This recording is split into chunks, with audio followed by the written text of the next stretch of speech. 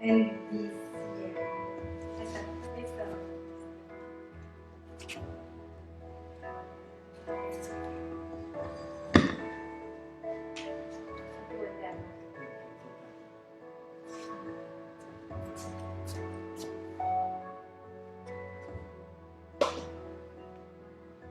Puedes presentarla.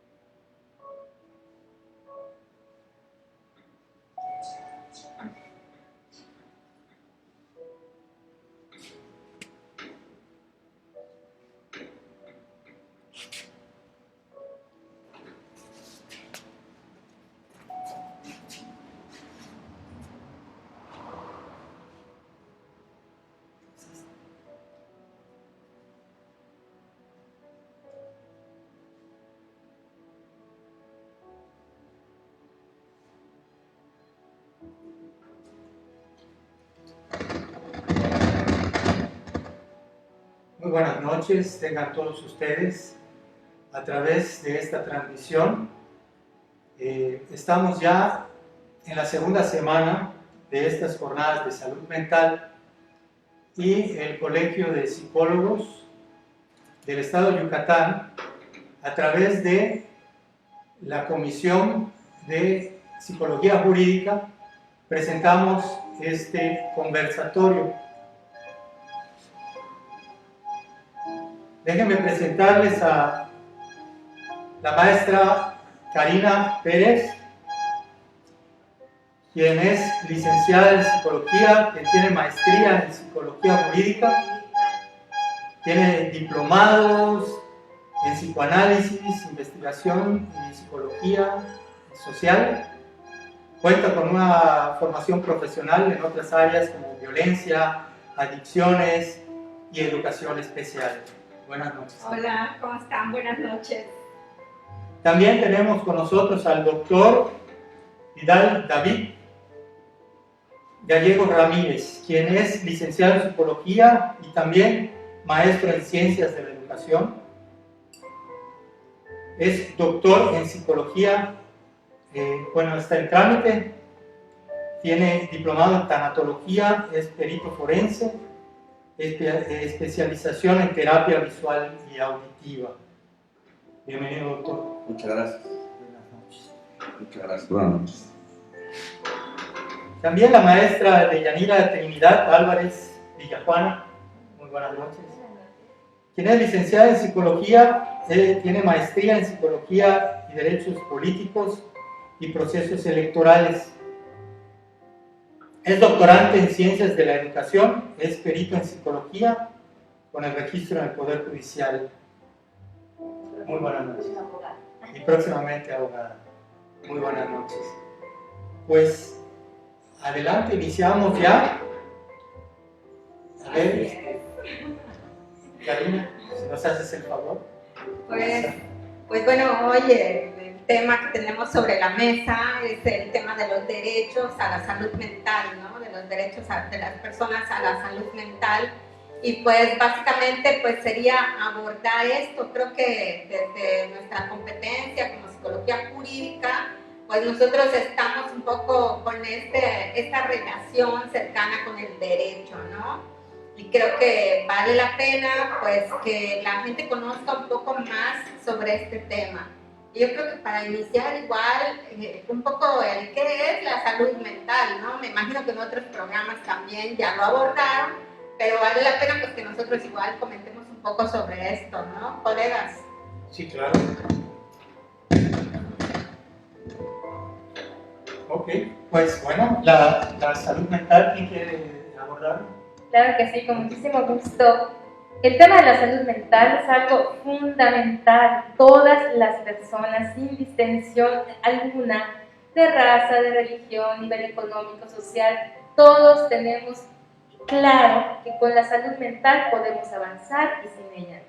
Pero ocurren ciertos casos a veces en que se detectan ciertas discapacidades psicosociales y es importante que condición neuroatípica pueda verse con empatía, pueda verse con respeto, con amor. Y precisamente para eso se constituyen también las leyes en protección a los derechos fundamentales de las personas que tienen algún problema, alguna situación de salud mental. No es nada más la ausencia de la enfermedad, sino también, según la Organización Mundial de la Salud, es todo aquello que nos beneficie, aquello que nos haga seres integrales y que nos permita tener un desempeño satisfactorio en nuestras actividades cotidianas. Es disfrutar de la vida, es prácticamente dejar fluir, ¿verdad?, muchas cosas negativas que siempre van a haber, tóxicas, Es el y estado enfocarnos. de bienestar, ¿no? Así es. Definitivamente es el estado de bienestar Y nos protege. que Los tenemos y cómo igual podemos enfrentarnos al estrés de la vida diaria de forma adecuada, ¿no? Yo creo que también vale la pena como recalcar el hecho de que se ha abordado la salud mental como si fuera únicamente una cuestión de enfermedades o de trastornos mentales, ¿no? Y como que se ha llevado nada más al ámbito de gabinete o clínico, cuando la salud mental es más allá de eso. O sea, por ejemplo, cómo se contribuye a la salud mental. Por ejemplo, si tú estás en tu casa y estás preocupado porque tus condiciones económicas no dan para la alimentación, eso afecta a tu salud mental. Si tú vives en un lugar donde hay inseguridad, donde hay, no sé, altos índices de robo o de violencia, o estás preocupada porque alguien va a llegar y te puede pegar, golpear, ¿no? Eso afecta a la salud mental. Entonces, la salud mental no es solamente el gabinete y lo clínico, sino va más allá y tiene que ver con condiciones macrosociales, macroeconómicas, ¿no? Es únicamente el tema de trastornos y de enfermedades. Así es, mi estimada Cari, por supuesto. Y ya nada más brevemente, es tan importante lo que acabas de mencionar, porque precisamente me acaban de nombrar perito en un caso que tiene que ver con eso, para ver la influencia o el impacto que podría tener en la psique de los niños, niñas y adolescentes la construcción de la ampliación de un cementerio cerca de casas habitación, y por supuesto que tiene un impacto psicológico negativo. Así es. Bueno, estamos comentando que la salud mental, sobre todo, tenemos que conocer también los derechos de la salud mental de las personas, que no pueden ser excluidas por su raza, por su religión, por las creencias, por la manera de pensar. O sea, todos tenemos derechos a la salud mental. Ese derecho es fundamental y necesario para cada uno. Cierto, la salud mental actualmente es algo que se ha hecho público debido a la pandemia. Sí, claro, la pandemia vino a posicionar, ¿no?, el tema de la salud mental, debido a que pues, se vio que pues, ya las manifestaciones de nuestros estados anímicos, como ansiedad, depresión, quedaron más en evidencia por esta situación que estuvimos viviendo, ¿no? Entonces, sí, nos sensibilizó a todos. Y de ahí la importancia pues, de abordar estos derechos, porque este es un derecho protegido por nuestra Constitución y por los tratados internacionales que México ha firmado. Entonces, México ha firmado estos tratados internacionales y se ha reconocido el derecho a la salud mental como un derecho fundamental en el artículo 4 de nuestra Constitución. ¿Y qué es lo que deberían de hacer los gobiernos? Pues deberían de tener programas de salud mental e invertir en salud mental, invertir en más psicólogos, en más psiquiatras, en hacer programas pues, que beneficien a la sociedad en general para que goce de una mejor salud mental, ¿no? Efectivamente, estábamos viendo que realmente el gobierno en la actualidad sí ha estado, hemos visto que ha estado invirtiendo en la salud mental, pero necesitamos hoy sí más calidad en protección a la salud mental. Pues hemos visto incrementos en todo, tanto en el estrés, porque muchos perdieron el trabajo, muchos perdieron su trabajo, incrementó los suicidios al 39%, supuestamente En México. en México en completo. general, Sí. sí. Y un punto muy importante es, si bien es cierto que se necesita más apoyo del gobierno, muchísima más formación, sensibilización de todo el sector quizá de la salud, no nada más circunscribirnos al ámbito psicológico, todas las personas, los maestros, muchas personas, también la participación activa de la sociedad civil. ¿De qué forma? De manera organizada, empezar a conocer cuáles son los derechos en materia de salud mental para no caer en conductas de violencia, de discriminación, de prejuicio, de no integración, porque eso no nada más lastima pues, los corazones y el interior de las personas, sino también lacera nuestro entramado social. Y qué bueno que lo mencionas, porque es bien importante que nosotros vayamos, como colegio de psicólogos, nos vayamos interesando en estos temas, porque justamente los legisladores, que son los que a final de cuentas ponen en las leyes cuáles son los derechos de nosotros como ciudadanos, muchas veces ni siquiera nos consultan a los expertos y a los especialistas y entonces hacen las leyes al vapor sin tomar en cuenta a especialistas, a sociedad civil. Y la ONU ha mencionado que para hacer leyes de salud mental tiene que tomarse en cuenta a las personas, a las asociaciones civiles, a los expertos, ¿no? A los cuidadores también, porque ¿quién cuida a los cuidadores, no? Y a las mismas personas que tengan algún tipo de discapacidad psicosocial, integrarlas. No se puede hacer leyes de nosotros sin nosotros, y eso aplica absolutamente a todos. En esta globalización que se da hoy día, en esta integración de las nuevas y cambios que se hacen de forma globalizada, en la ciudad hay muchos cambios en las leyes, ¿no? Pero no se sensibiliza o no se prepara a estos cambios que muchas veces conducen a ciertas libertades, ¿no? Pero estas libertades traen ciertas diferencias entre diferentes grupos. Pero es necesario intervenir, que la psicología intervenga en la preparación de la gente para estas nuevos modos, ¿no? Sí, eso que dices es algo muy interesante, Tony, porque luego los psicólogos tendemos a como que a encerrarnos en nuestro ámbito y no salimos, ¿no? Nos quedamos así como esperando a que la gente venga a buscarnos y nosotros muchas veces no salimos a ofrecer nuestras experiencias, nuestro conocimiento, lo que sabemos.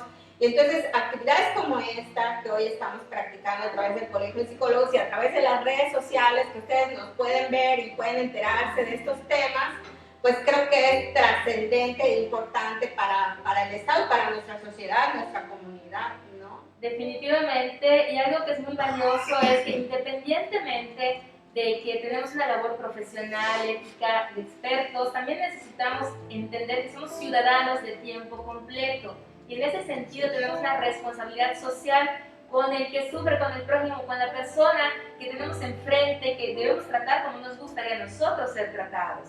Entonces hay que hacerlo y utilizar de manera inteligente y sabia nuestras redes sociales para compartir pues lo bueno, lo que construye, testimonios, cuestiones positivas, cuestiones de construcción que vayan en pro de la vida y no de la muerte, porque hay muchas cuestiones violentas, amarillistas, que están minando la mente de nuestros niños jóvenes, y la gente que tiene algún trastorno depresivo, tiene algunos sintomitas, puede engancharse con eso y también se elicitan suicidios y cosas que pueden prevenirse. Claro, y yo pienso que no solo eso, sino difundir la salud mental como psicólogos a todas las comunidades, escuelas. Hoy sí, yo creo que los psicólogos necesitan aquí un papel muy importante en todas las áreas, ya sea clínica, jurídicas, social, moralmente también, todo eso con lo que estamos viviendo hoy en día. Yo creo que el psicólogo, su papel es sumamente importante en nuestra vida. Y empujar también a la realización de políticas públicas que aborden estos temas, ¿no? Yo, por ejemplo, leía hace poquito que en países de primer mundo, por ejemplo, no sé, en Inglaterra, ¿no? En Inglaterra hay un programa especial para mujeres que pues acaban de dar a luz, ¿no? Por el tema de la depresión postparto. Sí. ¿Qué es lo que hace en este programa? Pues mandan a una trabajadora social a las casas de las mamás que acaban de dar a luz para checar cómo están en su estado anímico, cómo les va con el bebé, cómo les va con la situación de los cambios hormonales por los que pasa cualquier mujer que da a luz, ¿no? Y entonces si la trabajadora social observa algunas condiciones, algunos síntomas, porque hay que recordar pues, que en psicología nosotros nos manejamos mucho por el tema de los síntomas, ¿no? Entonces las trabajadoras sociales que ya saben un poco del tema, van checando cómo está la mamá, la nueva mamá, y entonces ellas llenan un formulario y si es necesario, enseguida las canalizan para atención psicológica por el tema de la depresión postparto. Entonces, esta política pública definitivamente fue impulsada por colegios, por activistas, por sociedad civil, ¿no? Que han hecho que esas políticas públicas se implementen. Y bueno, en el caso de nosotros, yo creo que ya tenemos una deuda con el tema de la depresión y del suicidio aquí en Yucatán, porque hasta ahora pues no tenemos un programa o una política pública eficiente que disminuya el tema de los índices de suicidio en el estado, ¿no? Entonces yo creo que allí pues todavía nos hace falta mucho por hacer y tendremos que empujar para que ya se vayan definiendo políticas públicas que sean más de tipo intervención, ¿no? Y prevención, intervención y prevención. Yo creo que ahorita a estas alturas no se puede que solamente sea prevención, también tiene que ser intervención porque ya tenemos casos pues de depresión y pues con ideación suicidas y creo que esos programas y proyectos deberían estar pues desde las escuelas, ¿no? Desde que los niños entran a las escuelas primarias con programas de salud mental en el que los niños pues empiezan a poder enfrentarse al estrés, a la ansiedad, ¿no? Y a estas situaciones que pues más adelante pudieran derivar en otras cosas. Aquí hay algo fundamental que acabas de comentar, Cari, realmente falta mucho por hacer y tenemos ganas de hacerlo, pero debemos trabajar en equipo, en conjunto, sin intereses particulares, sino realmente entendiendo que lo que hacemos nosotros de manera constructiva también nos regresa de alguna manera para que nosotros también tengamos ese beneficio. Una cosa muy importante es que si bien ha existido un aumento del suicidio, también se ha debido en muchos casos al ciberbullying, al acoso, cuestiones que no se abordan y que los niños, los jovencitos están sintiendo de manera más fuerte en esta época tan difícil de pandemia. Sí. Y se les pone ese estigma, se les pone esa doble carga a aquellos que lo pasan. ¿Y qué pasa cuando alguien dice, no, sí, me siento mal, tengo depresión, quiero llorar o tengo cuestiones de ideación suicida? Más lo atacan, no se les respeta y ¿qué pasa? Eso pues cae en peor. Hay que tener esa empatía hacia las personas. Yo estaba pensando en lo que dijo la doctora, que realmente yo tuve un caso en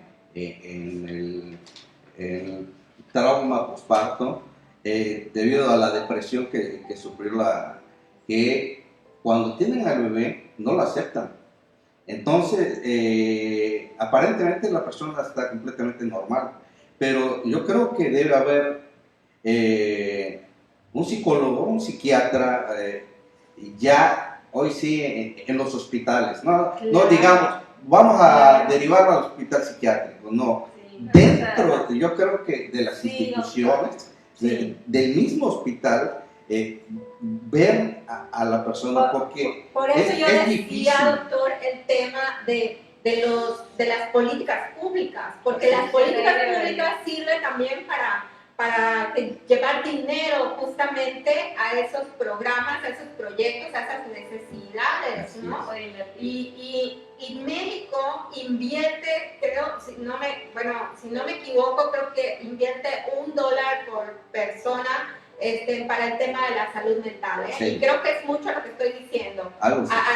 Porque a nivel mundial hay países que invierten $50 por persona para el tema de la salud mental, pero en México estamos así totalmente en el suelo, ¿no? con respecto a la cantidad de dinero que se le mete a la salud mental. Y creo que lo que usted dice, o sea, ¿cómo es posible que en una unidad médica a veces no hay psicólogos? No hay. O a veces es un psicólogo para un hospital completo, ¿no? Por ejemplo, acá tenemos creo que varios hospitales grandes y son muy pocos los psicólogos que hay para atender tantas necesidades, o no hay.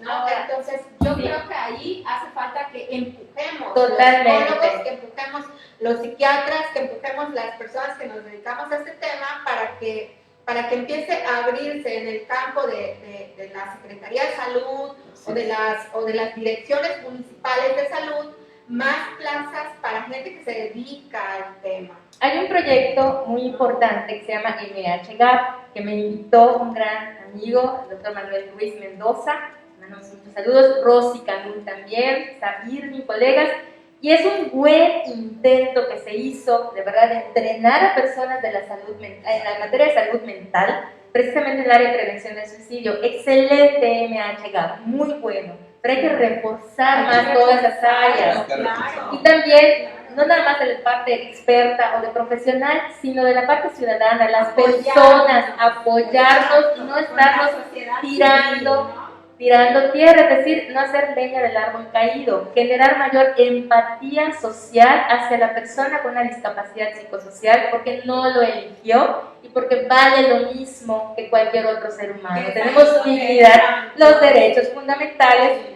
que está en la Ley de Salud Mental, que es otro tema, del Estado de Yucatán, en el capítulo 3, que es de los derechos fundamentales, específicamente el que encontré muy significativo fue el artículo 7, pero pues sí está muy parecido quizá a lo que se ha hecho internacionalmente en materia, o sea, literalmente a los principios que señala la ONU. Habría que permearlo, ¿no?, al terreno yucateco. Sí.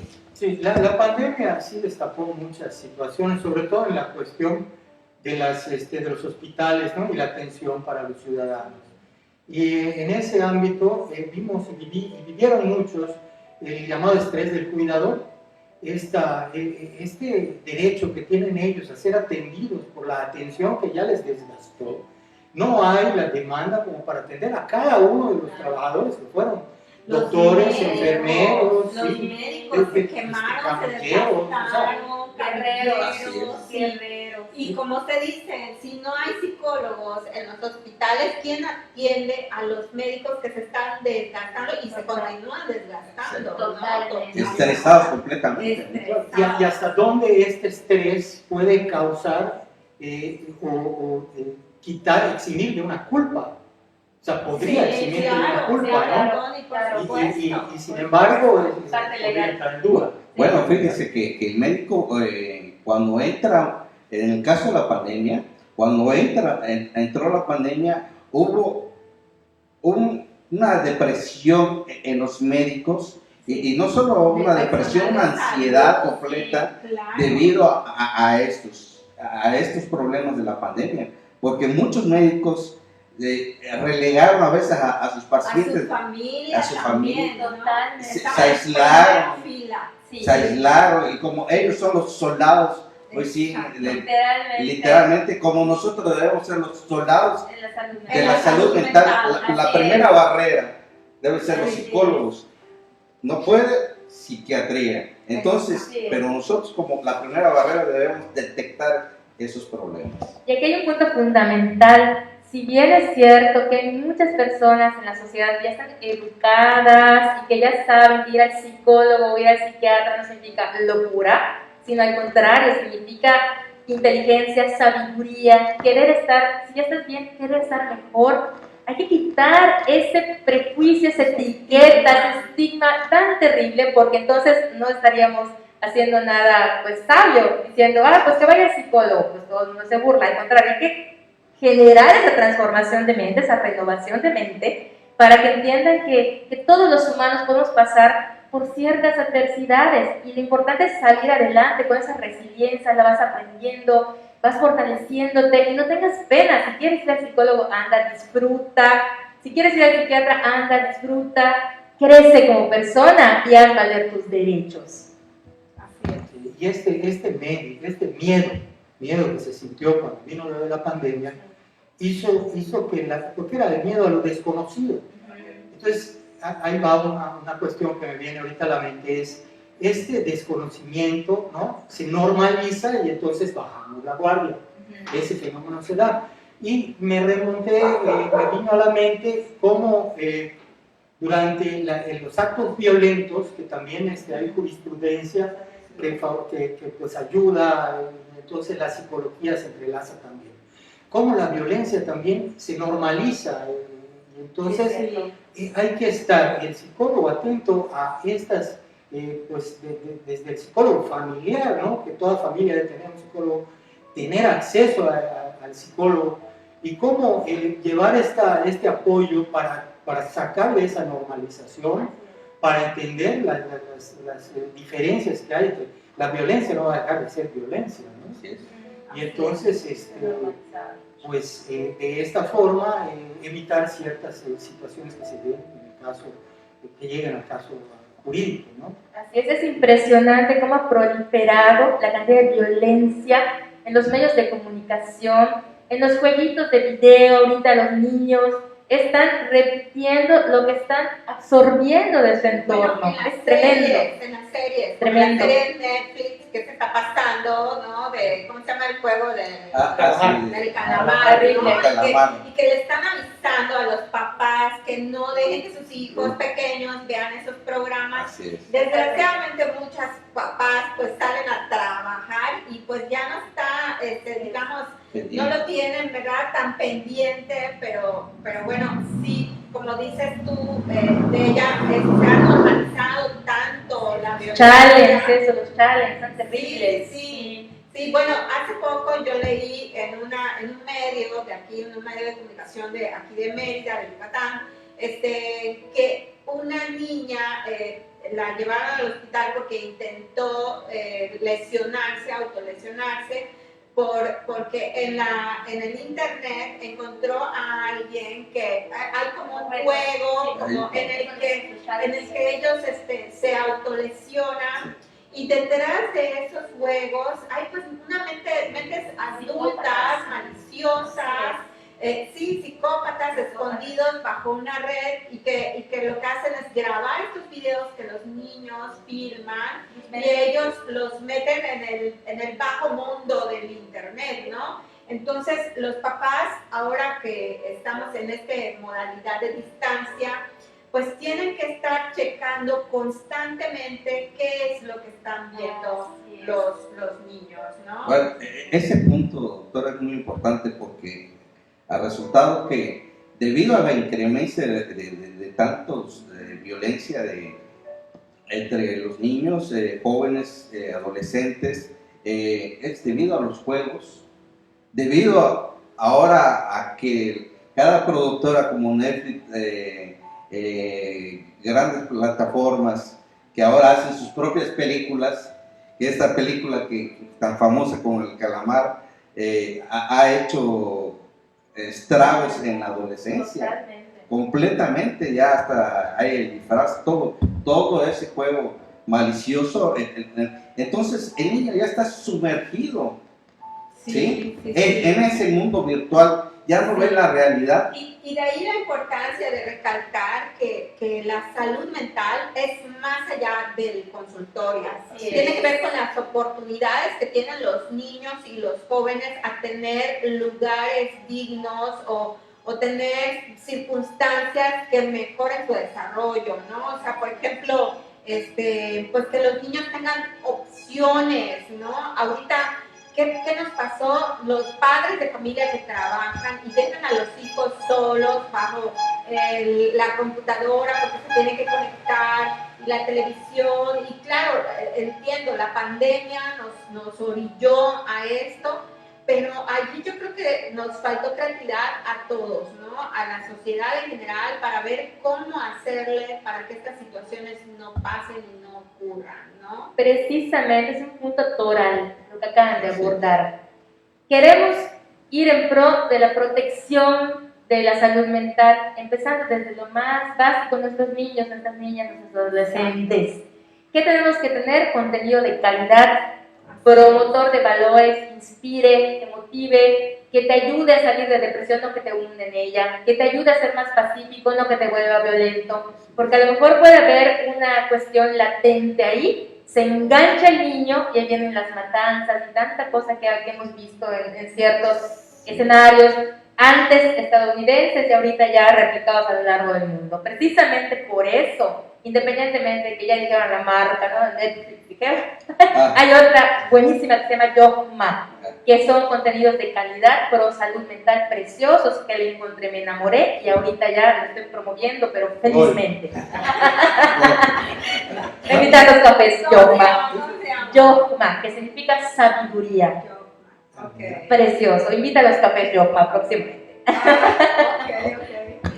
Dice, antes había, ahorita ya es clasificación múltiple, ¿no? Sí. Antes los programas tenían una clasificación. Yo creo que esas pautas, esas son las que se necesitan, ¿no? Se necesita para que se vuelva a retomar la importancia de prohibir a los hijos, de dirigir. Pero volvemos a lo mismo, este estrés, este cansancio, llegan a casa, o sea, todo tiene que estar en perfecto orden y salud. No, todo repercutió. ¿Qué pasó ahora en los cines, no? Como usted decía. Bueno, en el cine, si no tenías la mayoría de edad, pues, no puedes pasar. Sí.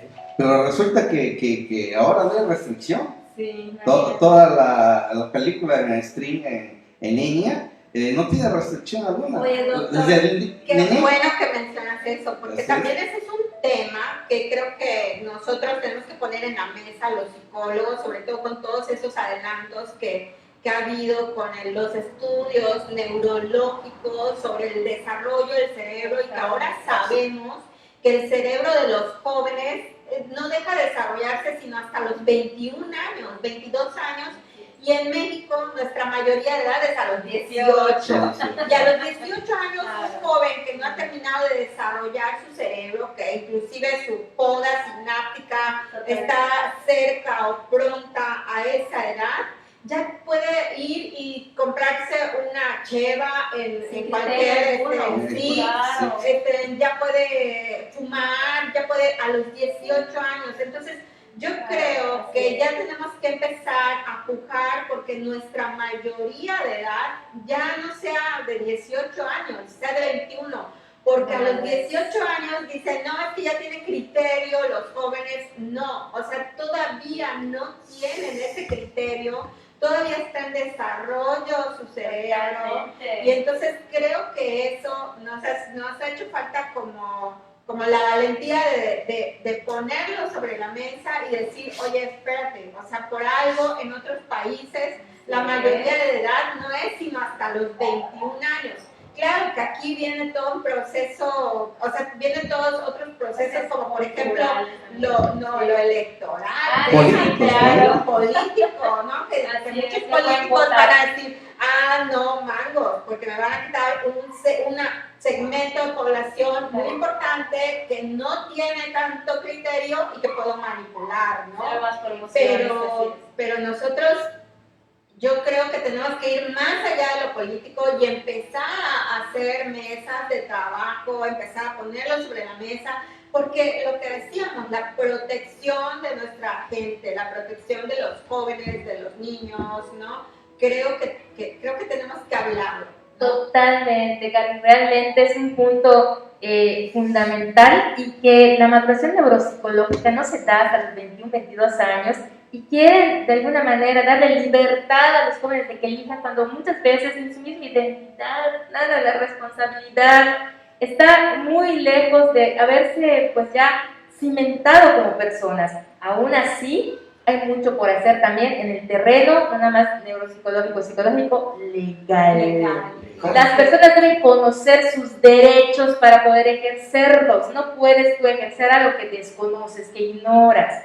Es importante saber que la mayor parte de la ciudadanía desconoce que tiene derecho a esto o a lo otro, porque no lo ha leído o porque simplemente no ha tenido la oportunidad de hacerlo, porque no todos son pues lectores, no todos tienen tecnología.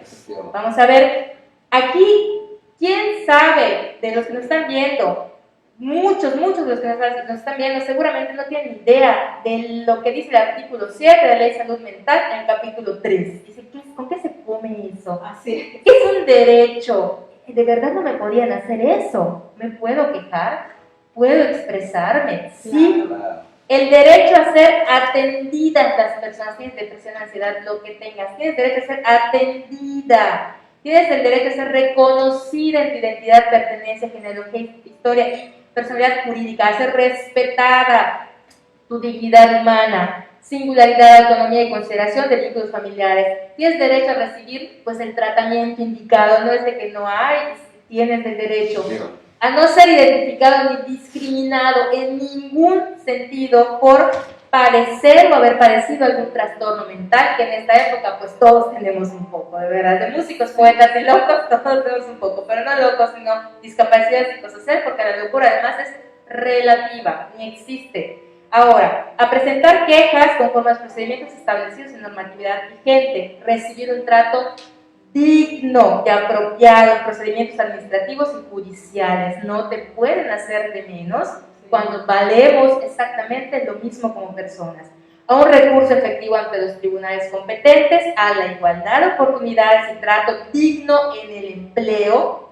Nadie te puede hacer bajo despido injustificado porque te dio depresión postparto, no te pueden hacer eso, y a recibir una pensión por discapacidad psicosocial en un monto similar al de personas con discapacidad física. Punto fundamental. Y un punto muy importante, una persona no te puede mandar a evaluar nada más porque dice, esta persona no está bien en sus facultades mentales. No, porque todos tenemos derechos. Ni a internar. Ni a internar. De que, internenla, tú eres familiar interna. Ajá, o decir que, ¿sabes qué? Esta persona está loca, por favor, al psiquiatra. Tenemos derechos que nos protegen a que una persona no nos etiquete y nos diga directo al psiquiatra. No. Así es. Y eso de decir loco, loca, es algo muy violento, que lacera, que lastima y que además es intelectualmente incorrecto, porque existen niveles de discapacidad psicosocial, hay leves, hay medios, profundos, todos. Hace una pérdida. Claro, un duelo, sobre todo los buenos, actualmente, que ni vieron a las personas, ¿no? Que a sus fallecidos, ¿no? Y oportunidad de despedirse. Totalmente. Ese tipo de duelo es diferente, ¿no? Claro, y es algo que es un episodio. Entonces, todos hemos pasado por eso. En esta temporada ha muerto, yo creo que, bueno, en mi caso ha muerto familia alrededor de nosotros. Un tío, ha muerto un sobrino, ha muerto la vecina de enfrente que la conocía y hasta el doctor que atendía, resulta que también ya falleció. ¿Qué les puedo contar? Brevemente, mi amado papá, hija única, preciosa, falleció por COVID el febrero pasado y fue imposible despedirse y lo pedimos como familiares. Eso impactó, pero pues gracias a Dios tenemos fe, resiliencia, salimos adelante, pero hay muchas personas que no tienen esa fortaleza y hay que inyectarla en la sociedad. Ese impacto, o sea, sí, claro. que la persona recibe de un familiar, que pongamos, ¿qué le sucedió a mi sobrina? Resulta, lleva a su esposo y le dice, ya falleció, pero se acaba de entrar y el cuerpo no lo podemos ver. Sí. No, directo se incineró y le entregaron las cenizas. Ese es un impacto emocional completo dentro de nosotros. Necesita un apoyo psicológico. No te mandan con un psicólogo para pasar este duelo. Sí, claro. Entonces necesitamos hoy sí acompañamiento. Pongamos en Estados Unidos le dicen, vaya usted al psicólogo que le den. Y ¿sabe qué, doctor? Gran labor que hizo el Colegio de Psicólogos, porque si no es por el Colegio de Psicólogos que se puso a atender inmediatamente en esta pandemia, porque no había un programa, no hubo un programa de gobierno, una política pública que saliera desde gobierno, ya sea municipal o estatal, que se pusiera en marcha, ¿no? Ya después fueron saliendo los programas, Tony, ¿verdad? Tú has estado en ese programa. Sí, sí, sí. De atención telefónica. Es muy importante, escuchando lo que dijo el doctor, pues ahí está, ante esta noticia, ante un duelo, ante una pérdida, pues uno va a cuestiones legales, y cuando va a cuestiones legales, pues la mayoría de las veces va directo, sin filtro y sin un psicólogo. Cuando se vive un duelo, cuando se tiene una pérdida, ¿se recupera? Está grabando. Cuando se tiene una pérdida, entonces, pues esta situación da que necesites el acompañamiento porque no se tiene una percepción natural. Sí. Porque la mente está divagando, hay una pérdida de Oye, Tony, y este programa que hubo de apoyo telefónico, ¿hubo la capacitación al personal para abordar este proceso de pérdida que fue diferente en la pandemia? Bueno, actuamos y luego sí se dio la capacitación. O sea, hubo que actuar. Sí, primero actuamos, sí, ¿no? Y luego fuimos desde México hasta abajo, ¿no?